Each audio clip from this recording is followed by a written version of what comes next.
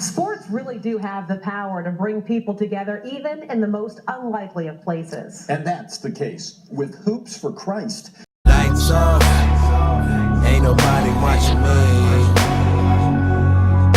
I heard about the man in the sky, but he probably fell asleep. Yeah, and you say Audemars, Audemars, Audemars. I still don't know what time at the sun.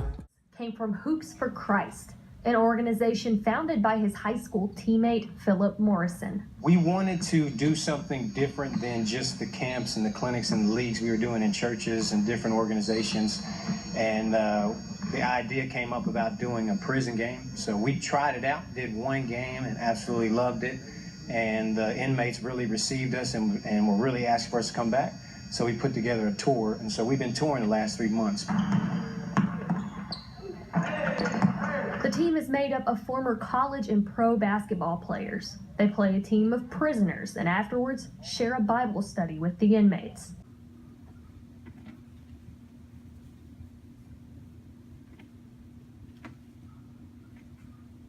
So today we got the prison game versus Luther Luckett Prison. This is probably the best prison team we played. And this is our last game of the spring tour.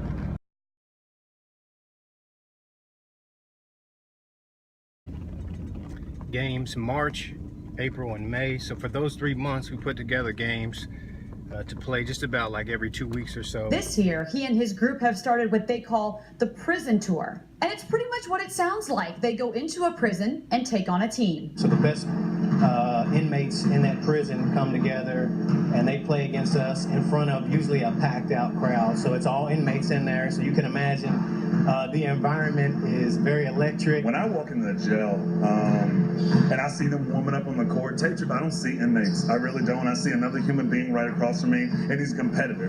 He wants to win like I want to win, and I think that's the greatest thing about basketball. The games have become incredibly popular. So this all started back in December of 2016. I was at a Christmas party with Mark Singleton, and we were talking about doing a prison game that he's done it before. I had done it in the past when I was at Asbury University. And so we got some guys together. We went to KSR, that's Kentucky State Reformatory, and we played that game. We had 3 guys speak, share the gospel, their testimony, and it was packed. I mean, it was like 500-600 inmates, and we loved it. Basically using basketball as our platform to share the gospel. They always tell us, when you come in, it's like our Super Bowl. So they get really pumped up for it. So we know we're making an impact, and the main thing is, basketball is a universal language. So I've seen it all over the world, and I see it in prisons, and I see how it helps people connect. And playing overseas, obviously you're doing what you love to do, but there's so much more purpose behind it. I felt so much more purpose in doing the prison games, and I'm very fortunate to have like 5-6 former pros that play with us, and some college guys, and just a lot of high-level players that love the game as much as I do, and still have that competitive drive in them to play. But when I walked away from basketball in Texas, working out for some NBA teams, some D-League teams, but when I walked away from basketball, at that level, I prayed and I asked God, I said, Lord, if this is it for me, I still have a gift, and I want to use it for your purpose. Can you meet me where I'm at? When I got back to Louisville, Kentucky, man, got a phone call from Phil and Mark. They said, hey, we're going into the prisons. We'd like for you to be on the Hoops for Christ team. And I just felt like that was God right there saying, hey, you have your talents, use them to go share me. Use them to go share the gospel. So that's what Hoops for Christ means to me. A lot of people, they look at it as some guys going to play basketball. But I look at it as a prayer that was answered. Both having successful professional careers overseas, Philip and Terrence agree that playing ball behind bars is their greatest achievement yet. This actually is the greatest games I've ever played in my life. The only reason I say that is because it's for a true purpose. It's for a true purpose to glorify God. Hoops of Christ and this prison tour and what it's meant for me is everything. In a time, and probably one of my darkest times of losing my father, I was able to gain brothers, and that's the one thing, you know, I'd always try to search for is a family atmosphere and letting my voice be heard and letting my talent shine, just like Matthew 5 states. So the one thing I would say is I loved and appreciated every single minute to every single quarter of the game. I love the guys. I can truly say I love these guys, and that I would truly do anything for the cause, man, because it gave me purpose in my life. So Have it, baby. Before every prison game, I invite some of the guys up to shoot and get ready to go into the prison. And like I said, we take it really serious. We're still competitive, so we treat it like a college or a pro game. Today I got Antonio Sullivan with me. He's one of our players, but also one of our trainers with Hoops for Christ. And we're known primarily for our basketball camps and training throughout Louisville and Lexington, Kentucky, as well as Southern Indiana. And that's where we began, training kids, sharing gospel through basketball training and camps. And you know, we kind of began to branch out with all of these competitive guys, and that's how it came about. hey, get it 2 class, 2 class, 2 class.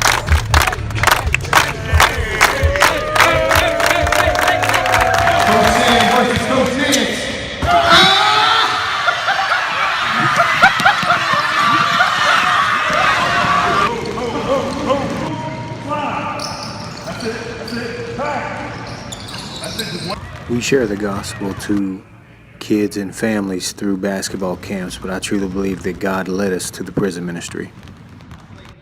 Philip Morrison has, for basketball, it's always been about wins and losses for him. Now, he played college ball at Asbury and then went overseas and played professionally. Now, years later, he is back home and has found a new passion for the game. And it's still about winning and losing, but now, more importantly, it's about helping lost souls find a way to win. God really opened my eyes to the purpose of basketball, and that's where I got the idea of Hoops for Christ. Philip recruited his best friend from his PRP high school days, Terrence Farley, to join his new organization. And it all started from us in the West End of Louisville on a concrete court with 2 kids in a free clinic. We're offering pro-level training, but most importantly, investing in these kids, teaching them life skills and the gospel.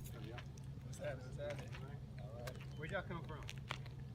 71. I didn't even get on. I saw all red on my GPS. Think about it. When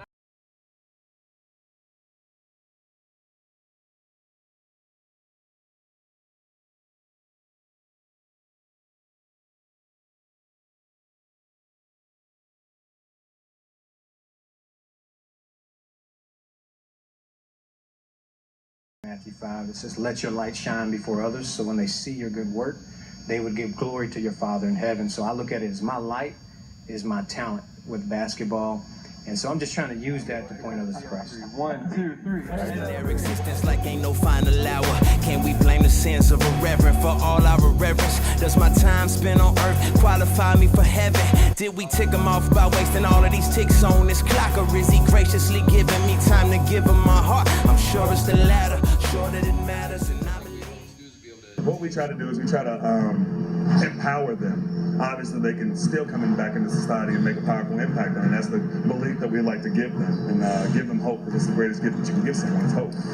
They each have a memory from inside the prison walls that stands out more than others. The painting that they painted for us, it's such a powerful message, because with Hoops for Christ, obviously, which is our symbol on our shirts, he painted that, and he had Jesus' hands sticking out of the jail cell, out of the facility, and in it, it was a key. And basically what the message was saying is that Hoops for Christ had allowed them to be free of the prison, even though they're...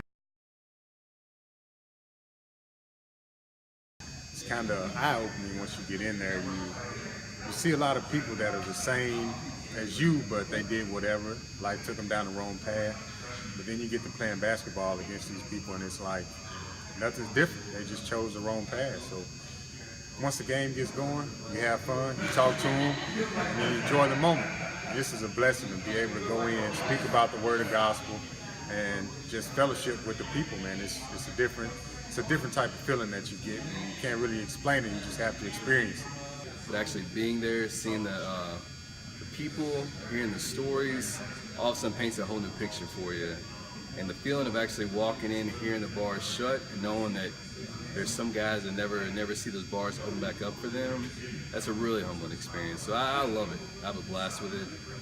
The prison tour itself has been a blast, getting to build a relationship with all the guys, develop a brotherhood, a community of guys, a band of brothers that can just go through all this, share the love of Christ with guys, but also build relationships with each other, discipleship, and just really push each other towards pursuing Jesus more. So it's been awesome. It's good that we can go in and bring the fun, the sports, and also share the gospel and give back. Because you got a chance to experience exactly a brief, you get to see a brief of what the prisoners see as far as inside the cells or actually inside the prison itself, walking the yard as we walk towards the actual gym. So seeing that was definitely an experience. Yeah, the devotionals, it really got to me that this is what the Lord has called me to do.